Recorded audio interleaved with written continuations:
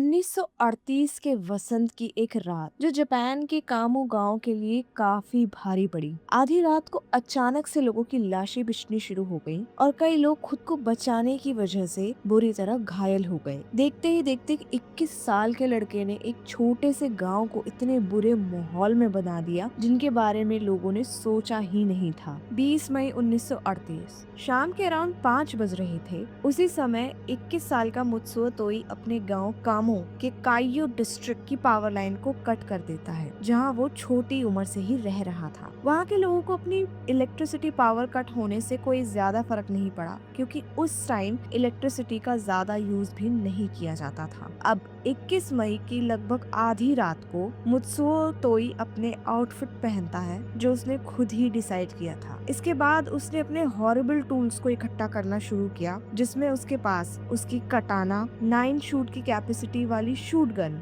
एक कुल्हाड़ी और 2 खंजर शामिल थे। उसके बाद उसने अपने सिर पर एक हेडबैंड बांधा जिसके दोनों साइड फ्लैशलाइट थी। उसने अपने गले में भी एक बाइसिकल हेडलाइट को लटकाया हुआ था। तो एक काइयो में जाने के लिए जल्दी जल्दी अपनी जगह से निकल जाता है, जहां पर लगभग 111 से ज्यादा लोग नहीं रहते थे। लेकिन मुत्सुओ तोई ये सारी चीजें लेकर अचानक से जाता कहाँ है? मुत्सुओ को अपनी इंसल्ट का बदला कई लोगों से लेना था, जिसकी शुरुआत वो अपनी खुद की 70 ईयर ओल्ड ग्रैंड मदर से करता है। मुत्सुओ उन पर कुल्हाड़ी से हमला करके उन्हें बिहेड कर देता है जब वो गहरी नींद में सो रही होती हैं। अपने घर से निकलने के बाद मुत्सुओ अपने नेबर्स के घर जाता है, जहाँ पर वो एक औरत और उनके 3 बच्चों की हत्या कर देता है। गन की आवाज गूंजने की वजह से कुछ लोगों की नींद धीरे धीरे खुलनी शुरू हो चुकी थी। मुत्सुओ यहाँ नहीं रुकता। वो अगले घर में जाकर एक औरत और उनकी दोनों बेटियों को मौत के घाट उतार देता है। अब तक मुत्सुओ 8 लोगों की जान ले चुका था। अब मुत्सुओ तीसरे घर की ओर आगे बढ़ने लगा था, जहाँ पर उसे एक मैरिड कपल मिलता है और हस्बैंड की मदर, कुछ रिश्तेदार जो फील्ड वर्क की हेल्प के लिए काइयो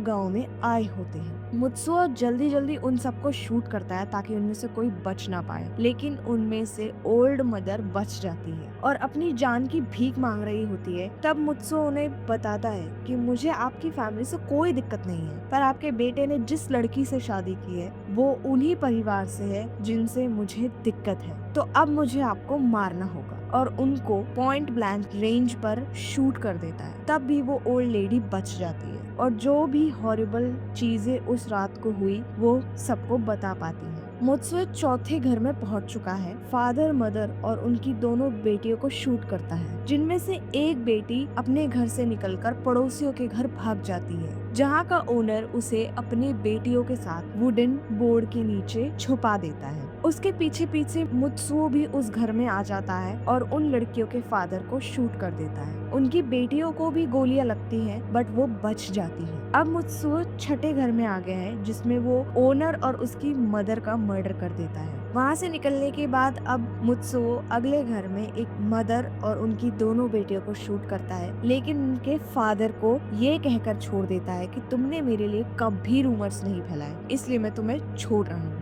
वहाँ से निकलकर अब वो 8वें घर में पहुँचता है। मुत्सुओ उनकी बेटी और उनकी दादी को मार देता है, लेकिन उस लड़की का फादर उस जगह से निकलने में कामयाब हो पाता है और सबसे पहला पुलिस को इन्फॉर्म करने वाला व्यक्ति बनता है। लेकिन उनके इन्फॉर्म करने से पहले पहले मुत्सुओ अपने सारे काम निपटा चुका होता है। अपने 9वें घर में आकर मुत्सुओ 3 अडल्ट लोगों को और एक छोटे बच्चे को मार देता है। वो 10वें घर की ओर बढ़ ही रहा होता है, जहाँ पर वो देखता है कि उस घर की एक औरत अपनी शटर में से बाहर झांक रही है। वो उसे उसी शटर के थ्रू गोली मार देता है। 11वें घर में आकर वो एक कपल को फिर से मार देता है। 90 मिनट के लगातार वायलेंस के बाद मुत्सुओ थक कर अपने गांव को छोड़कर पड़ोसी गांव में चला जाता है। थोड़ी देर बाद मुत्सुओ एक सुनसान घर के दरवाजों को खोलता है तो उस घर में एक पिता और बेटे होते हैं, जो उसे खून से लथपथ देखकर बहुत बुरी तरह डर जाते हैं। मुत्सुओ उन्हें कुछ नहीं कहता, पर उनसे एक पेपर और पेन मांगता है,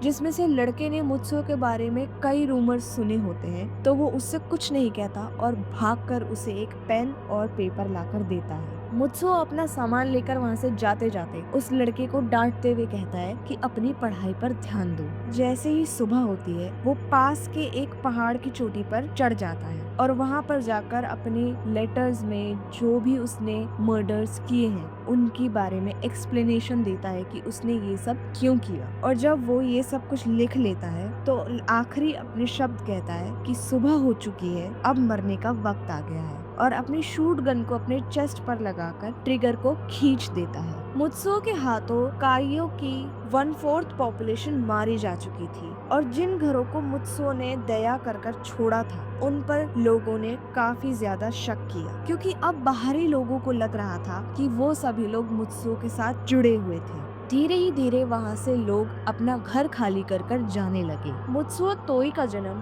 5 मार्च 1917 कामो गांव में हुआ था। मुत्सो उस समय बहुत छोटा था जब उसके पेरेंट्स उसे ट्यूबरकुलोसिस की वजह से इस दुनिया को छोड़कर चले गए थे। इसी बीच उसे और उसकी बड़ी बहन मिनाको को उनकी दादी ने काइयो गांव में संभाला था। उनके कमाने का जरिया सिर्फ एक ही था, फार्मिंग। उसमें भी तोई के अंकल उनकी हेल्प किया करते थे। मुत्सुओ निशिकामो एलिमेंट्री स्कूल में पढ़ा था। उसकी एकेडमिक परफॉर्मेंस भी अच्छी थी, लेकिन उसकी ग्रैंडमदर ये चाहती थी कि मुत्सुओ अपनी फैमिली फार्म को मैनेज करे और उसका इंटरेस्ट धीरे धीरे आ भी रहा था। लेकिन जब वो 14 साल का हुआ तब किस्मत ने उसका साथ नहीं दिया। उसे लंग्स से रिलेटेड छोटी छोटी बीमारियां होने लगी थी, जिसकी वजह से डॉक्टर ने उसे फार्म वर्क करने से मना कर दिया था। इसी बीच वो अपने गांव में लोगों को असिस्ट करने का छोटा मोटा काम करने लगा ताकि वो अपनी बोरियत दूर कर सके। यहाँ पर भी वो रुकता नहीं है। वो अपनी एजुकेशन को आगे बढ़ाने के लिए खुद से पढ़ने लगा। वो कई मैगजीन्स पढ़ा करता था। इसके कुछ समय बाद जब मुत्सुओ अकेला रहता था तब वो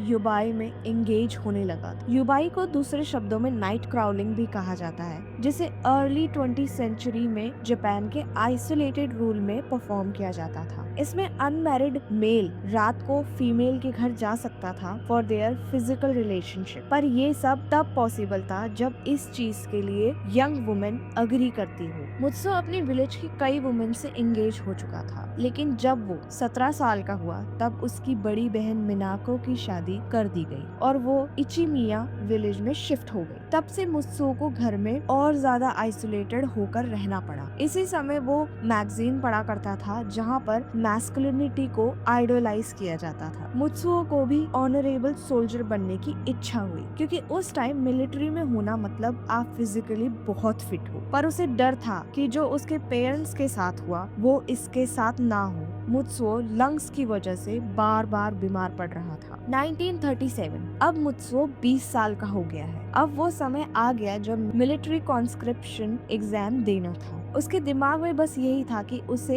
ए या फिर बी रैंक लानी है, जिसका मतलब होगा कि वो फिजिकली फिट है और मिलिट्री में भर्ती हो सकता है। एक मिलिट्री ऑफिशियल ने उस पर दया करके लेटर ऑफिशियल्स को भेजा कि इसका अच्छे से ध्यान रखें, क्योंकि वो जानते थे कि मुत्सुओ को लंग्स की प्रॉब्लम है। मुत्सुओ एग्जामिनेशन सेंटर जाता है और उसे डॉक्टर के सामने नेकेड खड़ा कर दिया जाता है। फिजिशियन उसे चेक करता है और लास्ट मोमेंट पर रिजल्ट आता है। फिजिशियन उसकी आंखों में देखता है और कहता है तुम्हें ट्यूबरकुलोसिस है। मुत्सुओ की आंखों के आगे अंधेरा छा जाता है। उसके मन में जो डर था अब वो सामने आ गया था। वो बहुत रोता है। इतने सालों से जो उसे लंग्स की बीमारी थी वो और कुछ नहीं, ट्यूबरकुलोसिस था। उसे सी रैंक के साथ घर भेज दिया जाता है। ट्यूबरकुलोसिस उस समय क्योरेबल नहीं था, इसलिए लोग इसे बेकार मानते थे और उनका मानना था कि ये बीमारी हेरिडेटरी होती है। मुत्सुओ की बीमारी की खबर आगे के घरों में आग की तरह फैल गई। उसकी बीमारी का लोगों ने बहुत मजाक बनाया, इवन उसके बारे में रूमर्स तक फैलाने शुरू कर दिए। गांव की लड़कियों ने उसे रिजेक्ट करना शुरू कर दिया था, जिसकी वजह से अपने आस पड़ोस की लड़कियों के साथ उसका बिहेवियर भी चेंज होने लगा था। इसी बीच लोगों को वो डेंजरस लगने लगा था। मुत्सुओ को धीरे धीरे यकीन होने लगा था कि गांव वाले उसके डिजीज की वजह से उसके साथ